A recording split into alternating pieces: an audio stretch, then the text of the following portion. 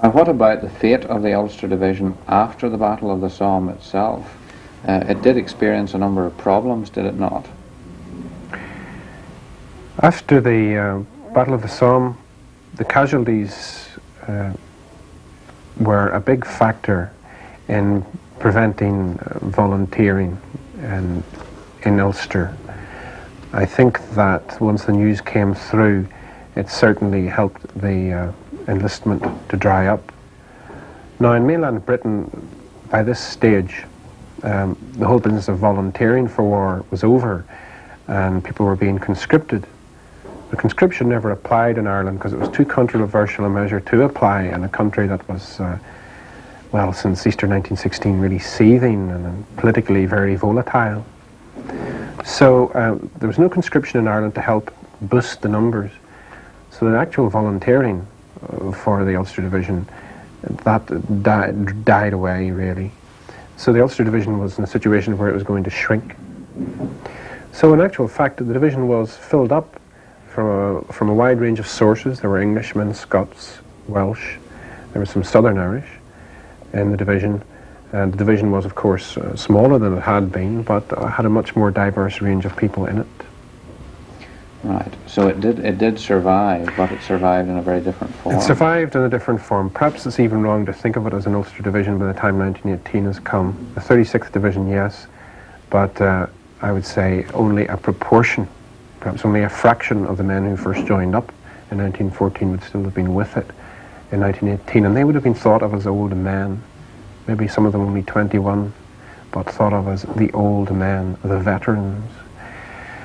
The Ulster Division fought at other battles and suffered heavily again and worked hard throughout the rest of the war. So the story of the 36th is certainly not just the story of the Battle of the Somme. For instance, never went up to Passchendaele. I lost a hank away.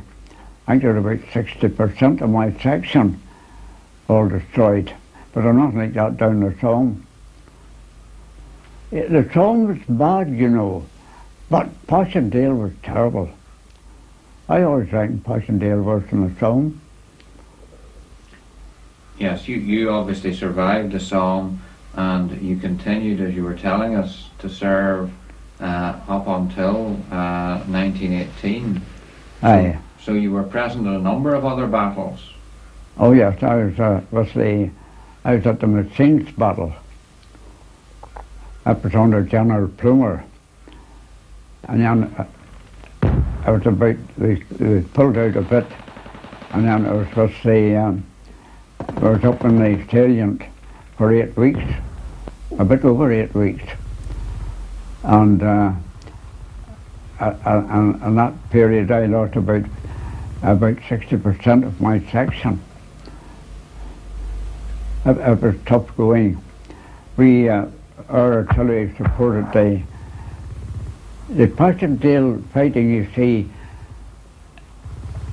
consisted of about half a dozen separate battles. When you hear them talking about Sir Ypres, you think it's one battle, but it was actually about half a dozen. And they were fierce. I saw 3 divisions completely wiped out trying to take a small hill 85, and it was just what you'd call a rise in the ground. And we supported the 55th Lancashire Division on the first day, and then the Ulster Division went over on the 16th of August, and they were wiped out again. They had nearly as many casualties, you know, up at Passchendaele as they had the Somme. But then at that time, the manpower was very bad here at home, and they had brought an awful lot of their casualties made up from the Somme and were changed by English and Scottish men, and Welshmen too, they were there.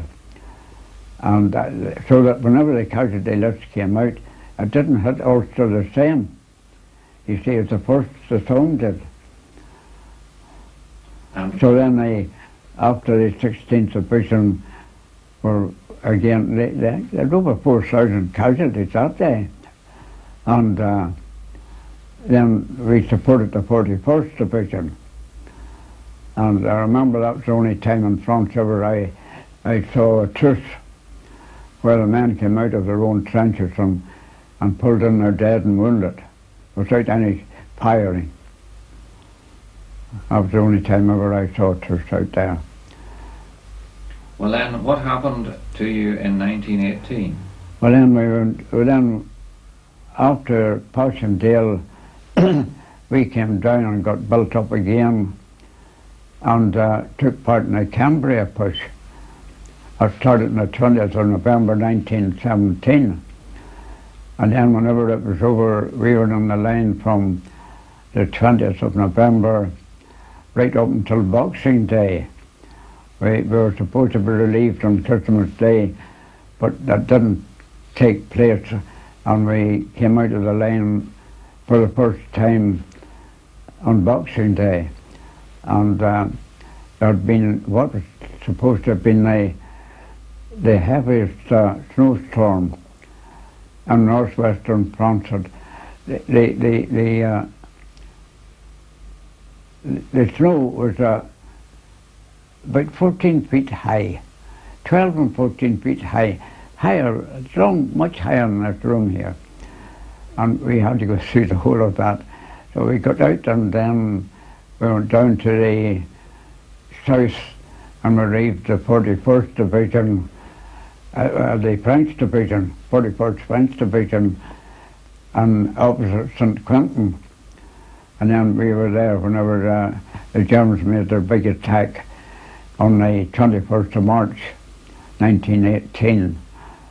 And I got ablated there and finished up 8 or 9 weeks in hospital down in Plymouth, down beside Plymouth, small, very nice wee place called Saltash.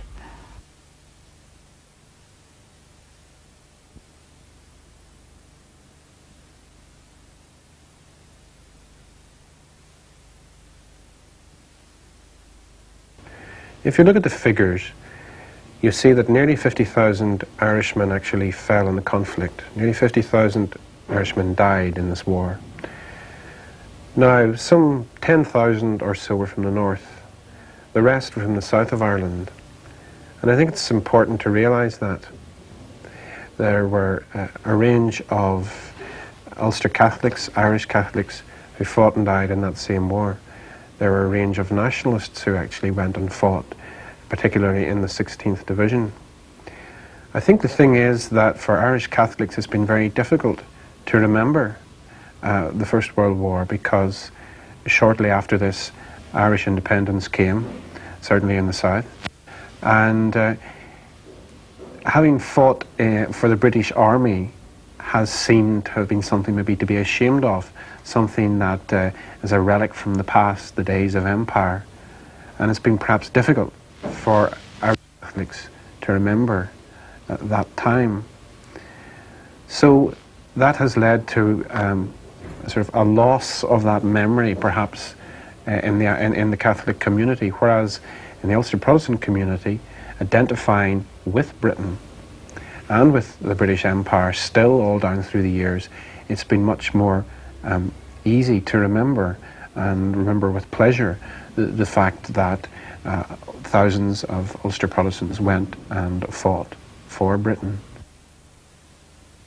Did you find any evidence in your researches of actual cooperation between the National Volunteers and the old UVF in the early days when the Ulster Division was being set up?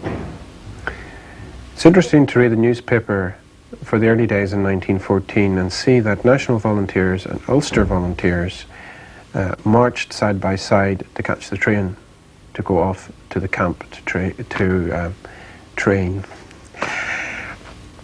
In actuality, men in places like Strabane walked up to one another, volunteers from the national side, volunteers from the Protestant side, and saluted one another, gave 3 cheers for one another whenever they were marching off together to catch the train. That has to be seen in the early days, but I think also when they actually got to the front, that National Volunteers and Ulster Volunteers fought side by side on occasions. There's a story that Tommy Irvine told me about, he was a piper, by the way, a very talented piper, and in the band in his particular battalion. But National Volunteers were nearby on one occasion, and he was asked to come across and play the pipes in the National Volunteer band. So it was that sort of matey cooperation. And I think there's a very poignant story. Later on in the war, in 1917, the Battle of Messines, John Redmond, the nationalist leader, his brother, was dying in no man's land, not far away from where the Ulster Division were fighting. And some stretcher bearers from the Ulster Division actually brought Redmond in. And that story shows a cooperation between nationalist and the Ulster Volunteers, which of course would be forgotten whenever they come back from the war. But interesting stories. Yes. Well, now, during your years of service, had you any contact with either the 10th or the 16th Irish Divisions? Oh yes, the 16th Division lay on our left during the Messines push. They were to take the village of Whitchett. That was on our left. And then we were sandwiched in between the village of Messines and Whitchett. And I think it was the Anzacs who were dead opposite Messines. We had been over to the right where they were, and then the next thing was they pushed us over to the left and brought in the 25th, and then they pushed us over again, and the 25th over, and they pushed in the Anzacs, and they were opposite Messines village. But the 16th Division took the Whitchett Division. That was where you've read about, I'm sure, many a time, where John Redmond's brother, he was he a major, I think? Yes. And the Ulster Stretcher Bearers brought him in, wounded. Well, we got on the best with them. I'm William Redmond. That's brother John. Yes. But he was a captain in our regiment. He was captain of our company. Yes. He was an old man. And he got killed. He got wounded in the thigh. And he wouldn't say out about it. They got him a job at a town major, they call it. I was going through the town and seeing the troops was all right. And then he wouldn't do this. He came back up in the census again.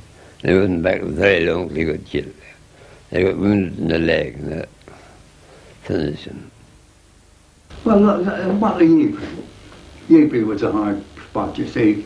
The cry of the mud was, Ypres was, they shall not pass. That was what we had to do. The Germans were not to pass there. We were to sacrifice our lives rather than let them through. Because if they got through, they get through to the coast. And when they had to go and invade England, this is what we were told, anyhow. And we stood shoulder to shoulder there. And they did not pass. They never got through there. But what at cost?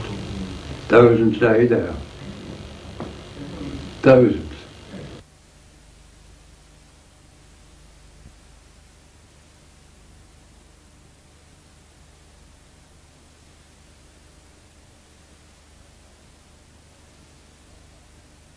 Well, now, what about in 1916, of course, in Dublin you had the Easter Rising in 1916. They killed them at home. Right. Till now. What effect did that have on? It had a very bad effect on them. Someone didn't take it. Someone wouldn't mutiny on them.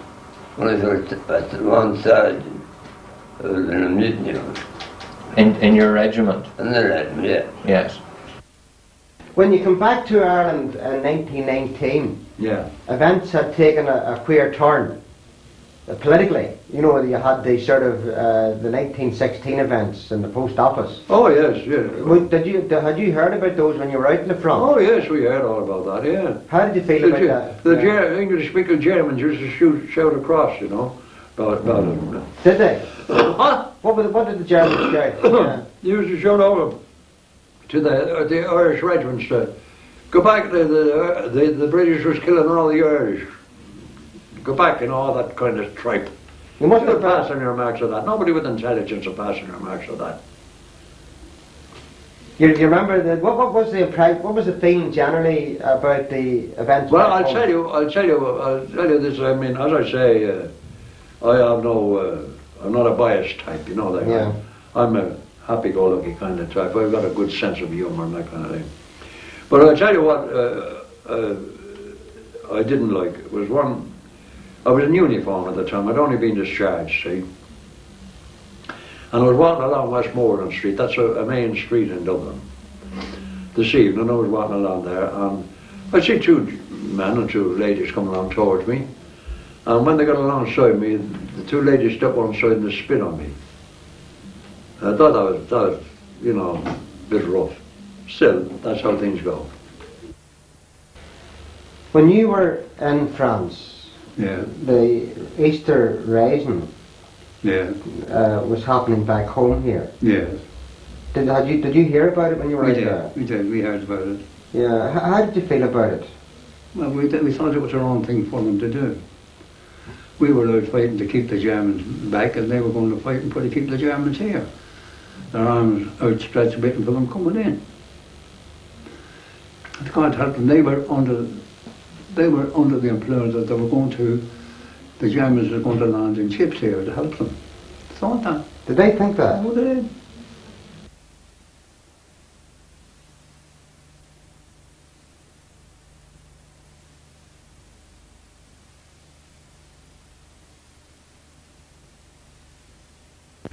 Here near Slane, County Meath, is to be found the tiny cottage where Ireland's greatest First World War poet was born. Francis Frank Ledwidge, known as the Blackbird of Slane, is not only a poet whose work deserves to be better known, he's also an example of the dilemma in which many Irishmen of nationalist views found themselves during the years 1914 to 1918. On the one hand, men like Ledwidge felt they had to do their bit to defend civilized values in the face of the German attack on Belgium. On the other hand, they were ill at ease wearing a British uniform, especially after the 1916 Rising. Frank Ledwidge was born in this very cottage, now a museum to honour his memory, in 1887. He was the 8th child of Patrick Ledwidge, a labourer who died when Frank was only 4 years old. The family was poor, and his mother, Anne, had to go out to work as a labourer in the fields to feed them. Frank attended Slane National School until he was 14. He became very interested in poetry and writing. His teacher and his fellow pupils laughed at the serious boy who knew too much. After leaving school, Frank worked at a variety of jobs, including road making. He loved the countryside around Slane and became very interested in the Irish language and in the stories told about Irish heroes of the past. The ancient capital of Ireland, Tara, was close to Slane. With the help of the writer Lord Dunsany, Frank got his first book of poems, Songs of the Fields, published. When war began in 1914, Frank at first disagreed with John Redmond's appeal to Irishmen to join the British Army. In fact, he was accused of being pro-German. However, in October 1914, Frank became a private in an Ulster regiment, 5th Royal Inniskilling Fusiliers. Why? He wrote, "I joined the British Army because she stood between ourselves and an enemy common to our civilization, and I would not have her say that she defended us while we did nothing but sit at home and pass resolutions." He trained in Dublin, but was homesick. "I keep always remembering the little things." He fought at Gallipoli in Turkey and in Greece and Serbia in 1915. Wounded, he spent some time in hospital in Egypt and Manchester. Here he found out about the Easter Rising. A poem called Ireland summed up his feelings. "And then you call to us from far and near to bring your crown from out the deeps of time. It is my grief your voice I couldn't hear in such a distant clime." The news of the execution of his friends and fellow poets, Padraig Pearse and Thomas MacDonagh, greatly disturbed him. He wrote of MacDonagh, "He shall not hear the bittern cry in the wild sky where he is lain, nor voices of the sweeter birds above the wailing of the rain." As a result of these events, he believed that "in the fair country of my choice, nor peace nor love again I find, nor anything of rest I know." Frank Ledwidge and his regiment were sent to the Western Front in France in December 1916. "I follow on through dangerous zones, cross dead men's bones and oceans stormy." Ledwidge was not, however, totally depressed. "I'm not without hope that a new Ireland will arise from her ashes in Dublin. I tell you this in order that you may know what it is to me to be called a British soldier, while my own country has no place amongst the nations but the place of Cinderella." As he faced the horror and carnage of the Battle of Arras in April 1917, Frank's thoughts frequently returned to his beloved Slane and the beautiful valley of the River Boyne. "Whatever way I turn, I find the path is old unto me still. The hills of home are in my mind, and there I wander as I will. A bomb burst near me where I lay. I woke. 'Twas day in Picardy." Another bomb burst beside Frank on the 31st of July 1917 at Ypres as he worked at his old trade of road making. The Blackbird of Slane was blown to pieces at Hellfire Corner. It was an end which Frank himself had accurately predicted. "A keen-edged sword, a soldier's heart, is greater than a poet's art, and greater than a poet's fame, a little grave that has no name."